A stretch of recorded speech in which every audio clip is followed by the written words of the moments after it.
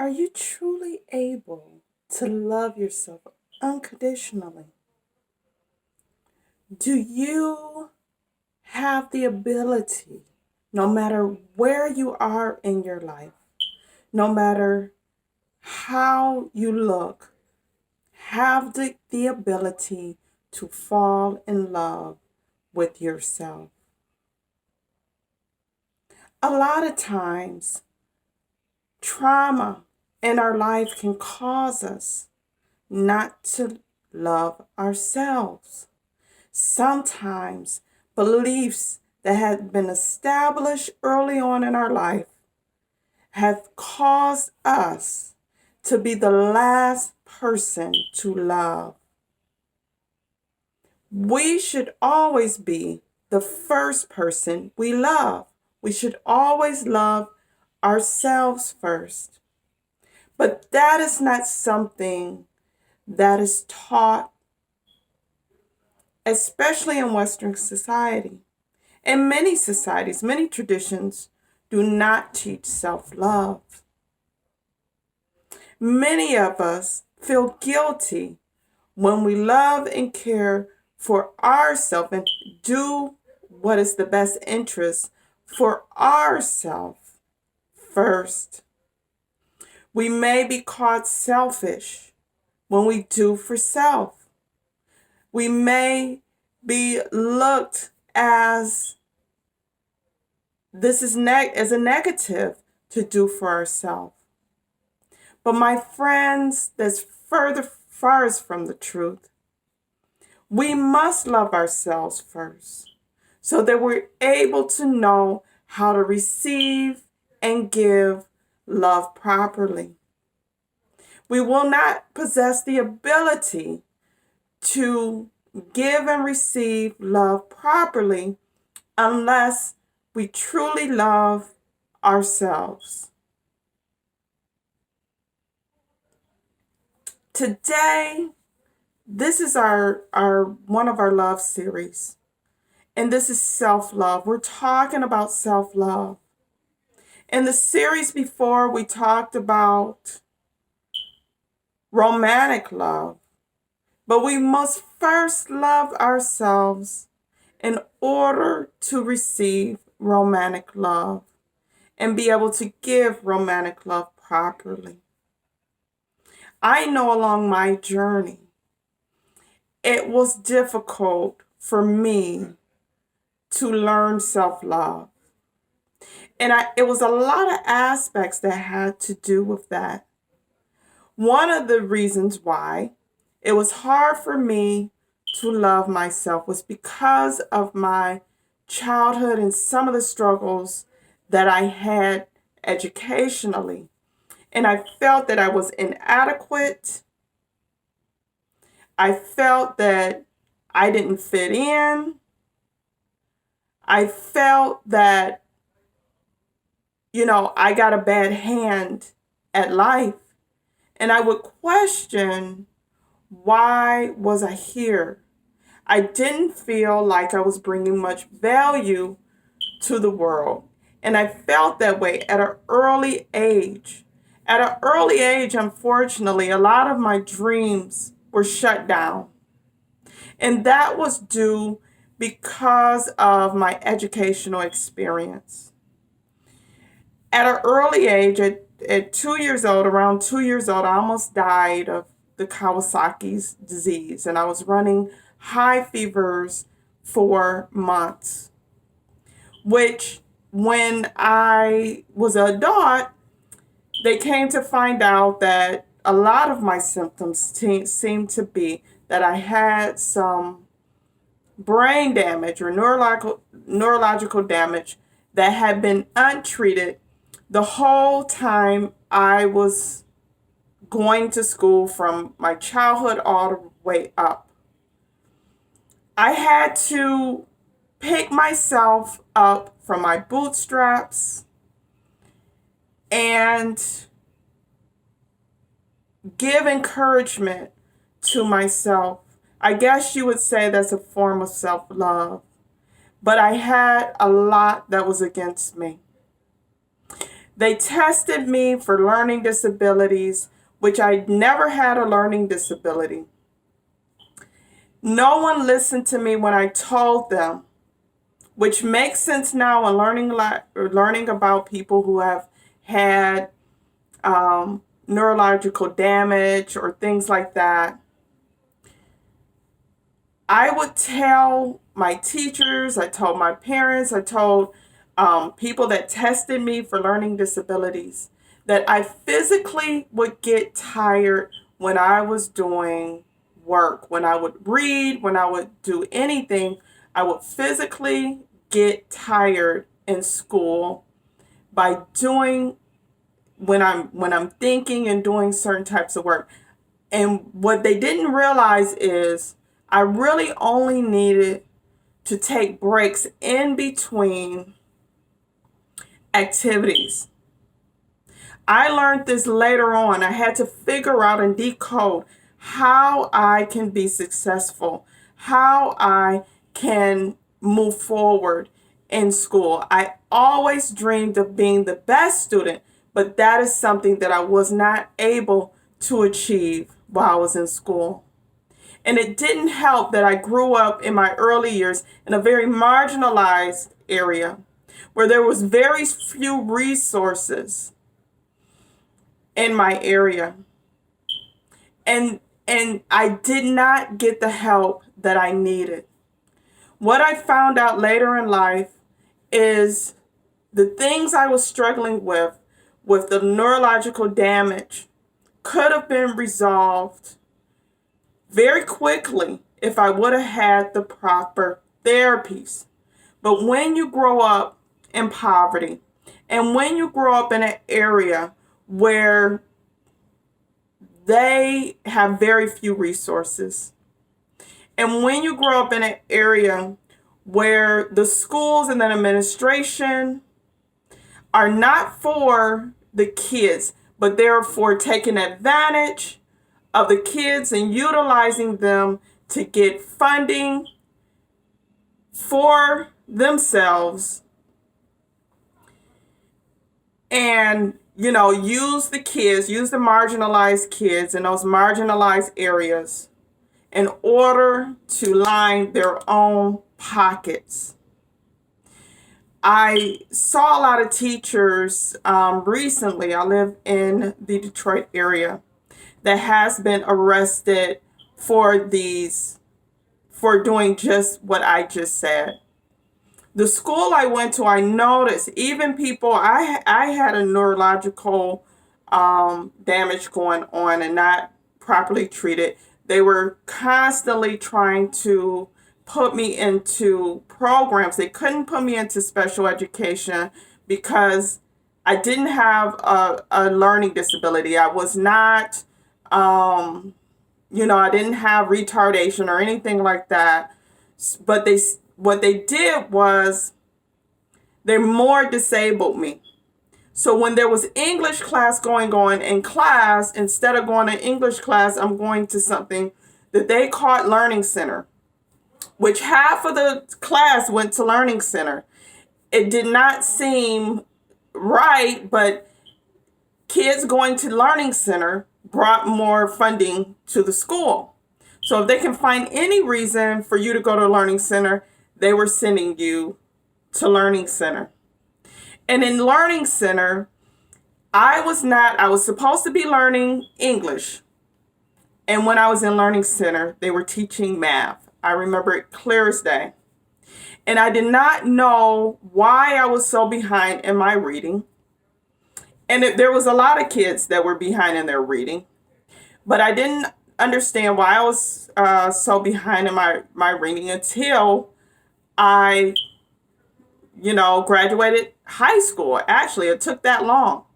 And I was catching up. I was in college and I was catching up on the things that I missed in English, and come to find out I'm learning just the basic rules of English. Come to find out I was never taught those rules. I was never taught properly. I was never taught the rules of English. So instead of they wanted to label me disabled, which I was disabled by the time they finished because I did not get the education that I should have, so that I felt that I was robbed of an education. I did not get up to speed with my education because I never learned the basic rules of English, the basic things that people learn in elementary school. I still didn't even know when graduating high school. It took me a long time just to read information. My comprehension was pretty good, but it took me a very long time to read because I had never learned those skills properly. And when I got into college, my ambition, I kept going to school, I kept teaching myself, and I finally caught up and resolved some of those issues. And as I grew up, my neurological, the brain damage or whatever, that actually started to resolve itself, probably because I was doing so much work intellectually and just pushing my brain and pushing and trying to catch up with what I wanted to catch up with. And I still did not get to the level educationally that I aspired to, but I did get myself to a level that they said I would not get to because they were looking at how behind I was, especially in my reading. And so I, taught myself. But my whole educational experience was traumatic because anytime someone tells you, because a lot of people, it did teach me something about what disabled people go through.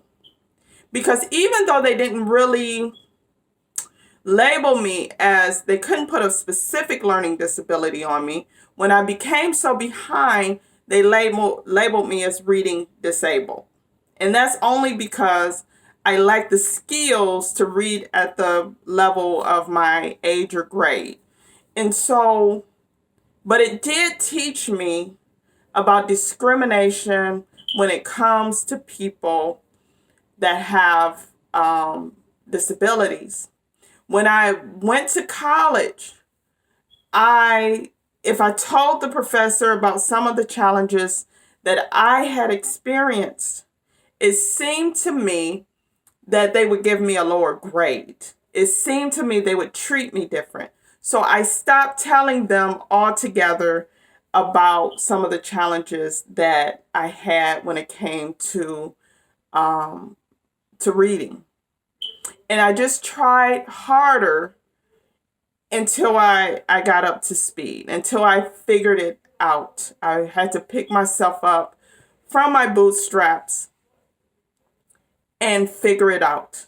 There was a lot of shame behind not being completely literate, not being literate to the level that I should have been in my early adult years, and even, in my earlier years, going to school.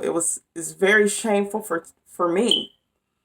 And I remember I had one particular teacher, and she totally humiliated me in front of the whole class, telling me what it was that I could not do. And it was very devastating. And so that trauma left me struggling with low self-esteem. And I had to do things and learn how to build my self-esteem. And that was a struggle to me. I had to learn that what I did or what I could do was not who I am. The fact that I struggled through school was not who I was. If I succeeded in school, did not determine who I really am. When I was younger, I wanted to be a doctor. I remember in elementary school, and they asked you, what do you want to be? And I said I wanted to be a doctor. The other thing I would say is I wanted to be rich. But that's a whole nother subject. But me saying I wanted to be a doctor, and I had a teacher shut that down. She said, you can't be a doctor. You struggle too much in school. You can't be a doctor. So that devastated me. It was so many things that devastated me in my school or experience. When I went to college and I talked to one of the counselors and I told them about my journey and the struggles that I had or that I was overcoming. Things were progressing. I was early into my college years and things were progressing, but I had not reached the level that I was able to fluently read to the point at a college level. I still had to spend hours compared to for reading something that it probably would take people a half hour or 20 minutes because my reading was that slow. I learned, I'll say from that, there was benefits because whatever I read, I had to remember. So it helped me to just pay attention more when I read something. And also listening, it helped me with my listening skills because I was able to listen to information and pick it up. I'm even able to do that now. Listen to information and really pick it up just by listening to information. So there were certain things that I did in order for me to survive, in order for me to meet some of my educational goals. After a couple years of being in community college, I did develop myself enough where I was able to get into university. And when I got into university, when I got into university, I was able to keep up with the kids, in university. But by that time, I had some other challenges. I, had my daughter. I ended up getting married. And, that marriage, I went through a lot of trauma within that relationship. And I ended up getting sick because I was so determined to be successful. I was running myself ragged. I might have been sleeping like 3 hours a night between going to school full time and working full time and taking care of my daughter in between that time.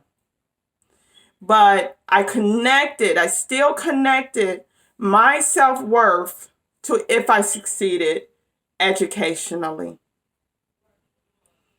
It really was heart-wrenching for me not to be able to succeed at a high level educationally, at that time. But I made great progress. It's funny how the universe works. Because not that I haven't received my education, I just went another path. Instead of going to traditional school, I didn't know that I would be doing this type of work. I think if I would have become a doctor, I would not be doing the work that I'm doing now. So I received my education at the metaphysical school. And that's the best route for me to go. It met my goals of receiving my education. but it was in something that correlates to something that I'm very good at, and that is helping people to heal. I'm an intuitive healer and also a holistic trauma recovery coach. And the metaphysics falls right into that, helping people to have the right mindset for healing. I started going and being passionate about the healing arts, and then falling into that, the conventional education would have just been a distraction for what my purpose is here on earth. So I'm now thankful for my journey, the journey that the universe have taken me on.